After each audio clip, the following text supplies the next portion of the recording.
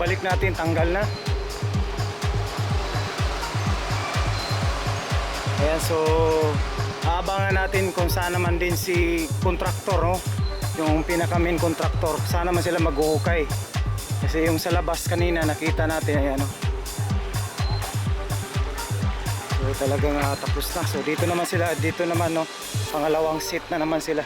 So itong itong tubig galing Rojas Open Creek Canal, iba-bypass nila yan dun. So bago sila makapagsimula dito maghukay, maglagay ng piluti, box culvert. Ayan, so tapos papasok naman si Pacquiao Group. Ayan.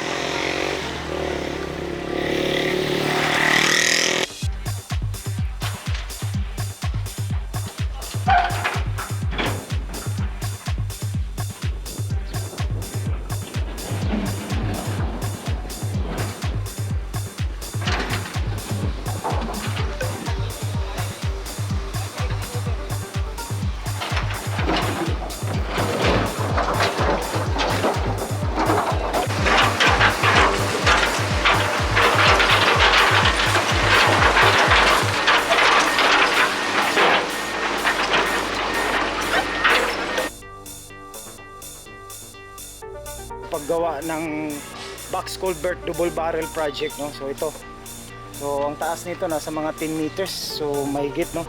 So itutulak ito, ibabaon nito ng ayan, no, yung tripodal crane. O bago lang ito na ibaba kanina, no, na deliver. Yan, so pag naitulak ito, naibaon ito, pag kasi ang proseso sa paggawa ng box culvert, huhukain first, no? Tapos ibabaon ito. Pagbaon nito, tutulak ito, so matitira niyan mga nasa 2 meters to 1.5. So para yan, tapos babaklasin yan, itong bakal na nakikita natin, para sa splicing, para sa coping naman sa gilid. Nakita ninyo yan, yung gilid dyan, yan. So pagkatapos nyan, dun ipapatong, isasandal yung box culvert hanggang sangkutin nyo yan. Ganun na yung magiging kahinatnan yan, buhusan, continuous. Tapos ganun na ang magiging forma niya, no, na magiging box culvert.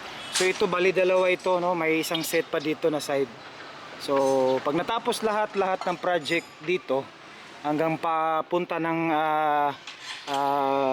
dun sa dagat sa may coastal sea, dun sa may yung tuloy-tuloy yung box culvert. So gagawin na ito ng daan. I think nasa 4 lanes, i-develop na yan, no? Yung mga bahay talagang may landscape. So magiging parang katulad na ito ng Times Beach, kasi sa unahan may roundabout o round ball dyan o rotonda dyan sa unahan. So ito na yung exit, no, sa papunta ito ng Rojas Avenue. So yan sa unahan, highway na yan, no, dyan sa Rojas Avenue. Harap ng Rojas Avenue.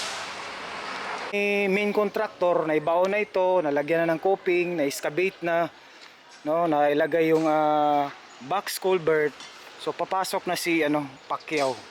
So si Pacquiao Group, sila na yung gagawa ng katulad ng ganyan para magbuhos. So ang bali dalawa pala ang gumagawa sa project ng box culvert double barrel. So first, si main contractor, siya yung maghuhukay, siya yung magbabaon nito through the tripodal crane, siya yung maglalagay ng coping sa gilid, siya yung maglalatag din ng box culvert. Ayan, o, yung box culvert, ayan, yung dadaanan ng tubig. So sa pang continuation, pag slab, paglagay ng mga bakal, pagbuhos, so andyan pa rin si main contractor. Pero ang gumagawa pag nagmasa, pag nag-assess, andyan pa rin si Pacquiao. Ayan.